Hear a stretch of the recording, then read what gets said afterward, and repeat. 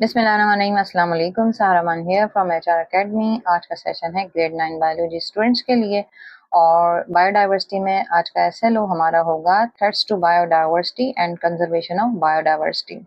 So let's begin with the threats to biodiversity. Previous session में we have talked about the biodiversity. जो क्या थी? Biodiversity is basically the variety of living organism on this planet, right? तो living variety जितनी भी है इस planet पे उसे हम क्या कहेंगे? बायोडाइवर्सिटी कहेंगे। इसकी इंपॉर्टेंस को भी हमने डिस्कस किया था। आज हम थ्रेट्स देख रहे हैं कि थ्रेट्स क्या होते हैं जिसकी वजह से बायोडाइवर्सिटी पे कोई इम्पैक्ट होता है, कोई नेगेटिव इम्पैक्ट जाता है बायोडाइवर्सिटी पे। First is pollution. पोल्यूशन क्या? कोई entrance of any hazardous substance into the environment. अब वो एनवायरनमेंट आपका जो है वो एक्वेटिक भी हो सकता है, वो आपका लैंड एनवायरनमेंट भी हो सकता है, राइट, और वो आपका एयर एनवायरनमेंट भी हो सकता है। तो किसी भी एनवायरनमेंट में अगर कोई हजार्डस सब्सटेंसेस एंटर हो रहे हैं तो उसे हम क्या कहेंगे? पोल्यूशन कहेंगे। जैसे इंडस्ट्रियलाइजेशन होकर किसी भी एरिया में है, किसी कोई इंडस्ट्री लगी हुई है, तो वहां से इंडस्ट्री का वेस्ट मटेरियल जो है अगर वो लिक्विड फॉर्म में है तो वो हमारी वाटर बॉडीज में शामिल हो रहा है तो वाटर पोल्यूशन होगी। या फिर डिफरेंट गैसेस हैं, ऐसी गैसेस हैं जिसमें केमिकल्स ऐसे मौजूद हैं जिनका हेल्थ पे डायरेक्ट या इनडायरेक्ट कोई इम्पैक्ट होगा, वो एयर में शामिल हो रही हैं तो इससे एयर पोल्यूशन होगी। तो चाहे वो कोई से पोल्यूशन हो, एयर पोल्यूशन हो, वाटर पोल्यूशन हो या लैंड पोल्यूशन हो, उसका बायोडाइवर्सिटी पे इम्पैक्ट पड़ता है। नेक्स्ट हमारे पास एक है क्लाइमेट चेंज। अगर पोल्यूशन होगी किसी भी एनवायरनमेंट में डेफिनेटली वो उसके क्लाइमेट को इम्पैक्ट करेगी, ग्रीन हाउस इफेक्ट हो जाएगा, एसिड रेन हो सकती है, या फिर ग्लोबल वार्मिंग जो है। तो इस तरह से क्या होगा? क्लाइमेट पे इम्पैक्ट होगा और क्लाइमेट जो है फिर वो क्या है? बायोडाइवर्सिटी पे इम्पैक्ट डालेगा। फिर हमारे पास डिफॉरेस्टेशन होगी। Deforestation is basically the cutting down of trees for any purpose. हम यहाँ वहाँ पर रेजिडेंशियल पर्पस के लिए फॉरेस्ट को कट करें, यहाँ पे वहाँ किसी भी किस्म की कंस्ट्रक्शन के लिए करें, फॉरेस्ट को हम कट करेंगे तो ये प्रोसेस क्या कहलाएगा? डिफॉरेस्टेशन कहलाता है।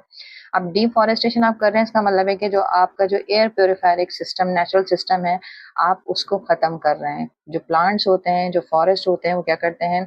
हमारे एनवायरनमेंट के लंग्स का काम करते हैं। वो एयर को क्लीन करते हैं, प्योरीफाई करते हैं, so that we can have fresh air for the process of respiration.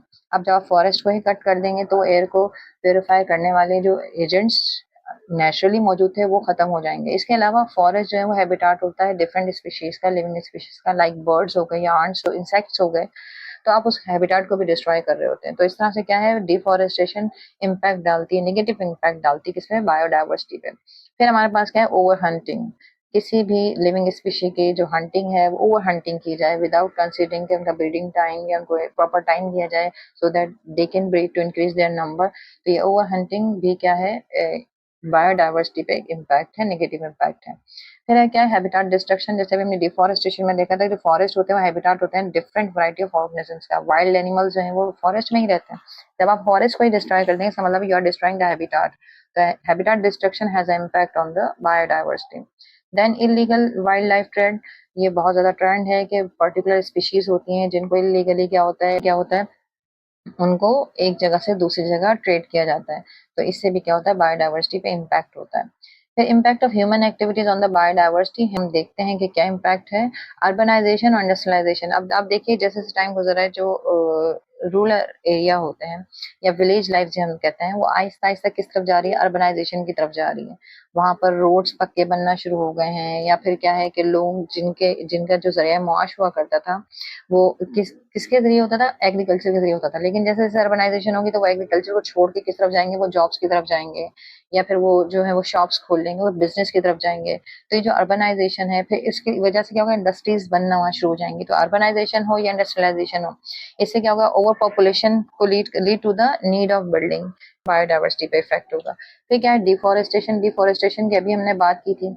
Deforestation में क्या होगा कि हम जंगलात का कटाव करेंगे। जब फॉरेस्ट बहुत बड़ा रोल प्ले करते हैं सॉइल को अपनी जगह पर होल्ड करके रखने में, ठीक है। लेकिन जब हम फॉरेस्ट को कट डाउन कर देंगे उससे क्या होगा? प्रॉब्लम आएगी सॉइल इरोजन। सॉइल इरोजन क्या होती है? जो टॉप लेयर होती है सॉइल उसका हट जाना, उसका वहां से रिमूव हो जाना। Removal of the top layer of soil is called soil erosion, ठीक है। सॉइल इरोजन होगा, जमीन जो है वो कटेगी, प्लांट लाइफ भी क्या होगी? डिस्ट्रॉय होगी, और लो रेनफॉल होगी, वहां बारिश भी क्या होगी? कम होगी, और क्लाइमेट चेंज आएगा। फिर इसके अलावा पोल्यूशन हो गया, अभी हमने बात की जैसे अर्बनाइजेशन होगा, इंडस्ट्रियलाइजेशन होगा, ठीक है, तो इंडस्ट्रीज लगने की वजह से वहाँ पे क्या होगी, पोल्यूशन होगी, और पोल्यूशन का जो है इम्पैक्ट ये आता है, ग्लोबल वार्मिंग की प्रॉब्लम होती है, definitely the global warming will have a impact on the biodiversity.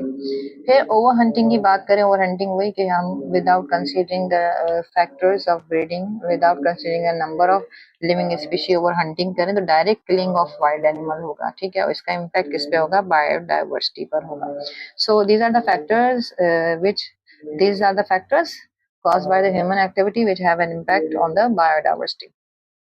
अब इंडेंजर्ड और एक्सटिंक्शन दो टर्म्स हैं जो बायोडाइवर्सिटी से रिलेटेड हैं, वो क्या है?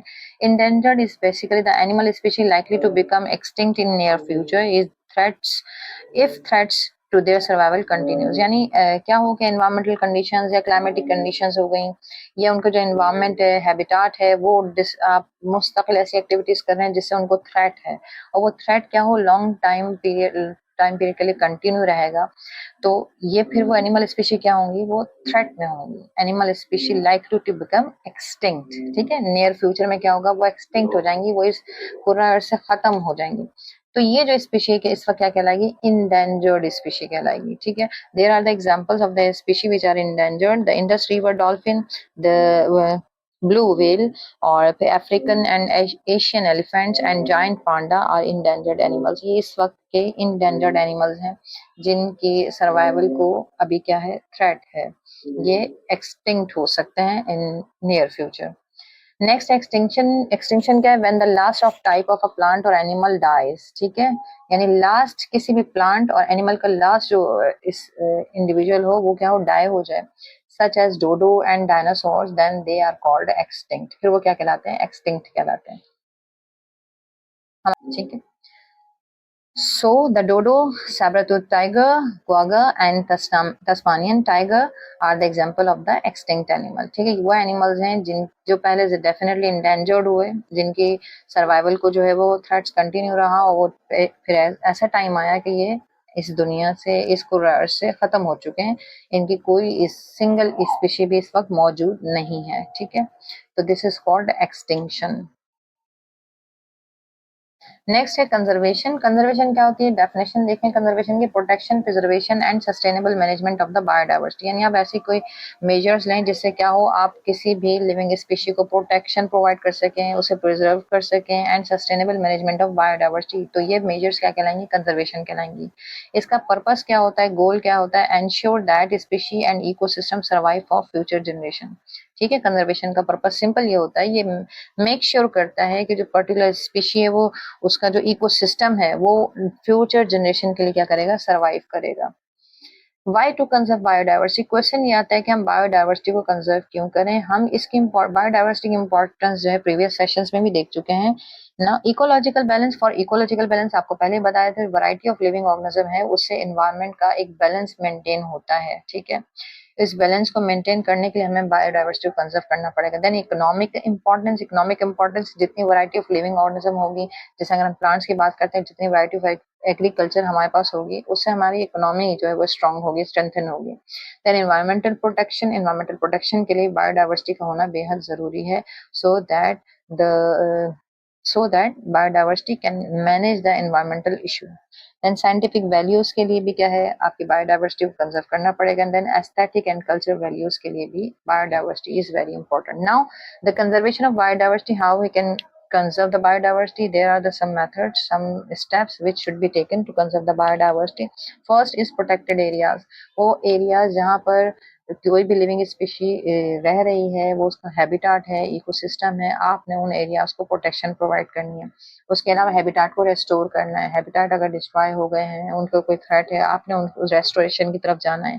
Then sustainable use of natural resources, जो नेचुरल रिसोर्सेज हैं उनका जो यूज है वो बहुत ज्यादा प्रिकॉशंस के साथ करना है, वाइजली उनको यूज करना है रिसोर्सेज को। Then captive breeding and re introduction. Captive breeding का मतलब ये होता है कि आप ऐसा माहौल प्रोवाइड करते हैं, ऐसी कंट्रोल्ड कंडीशंस प्रोवाइड करते हैं जो सपोर्ट करती हैं ब्रीडिंग को, ठीक है, और फिर उसको रीइंट्रोड्यूस करवाते हैं new numbers of the living species. Then education and awareness, ये तमाम मेजर्स तभी हो सकती हैं जब आप एजुकेशन और अवेयरनेस पे काम करेंगे, लोग ये जानते होंगे what is biodiversity and what is the importance of biodiversity in the environment, और बायोडाइवर्सिटी का उनकी लाइफ के साथ डायरेक्ट इम्पैक्ट कितना है, ठीक है।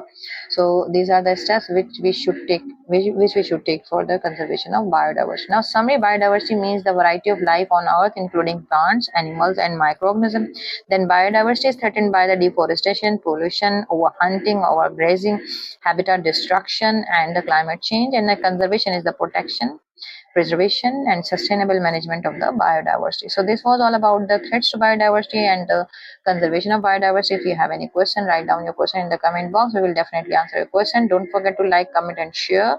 We will definitely answer your question. Don't forget to like, comment, and share. Thanks for watching. Take care of yourself. Allah Hafiz.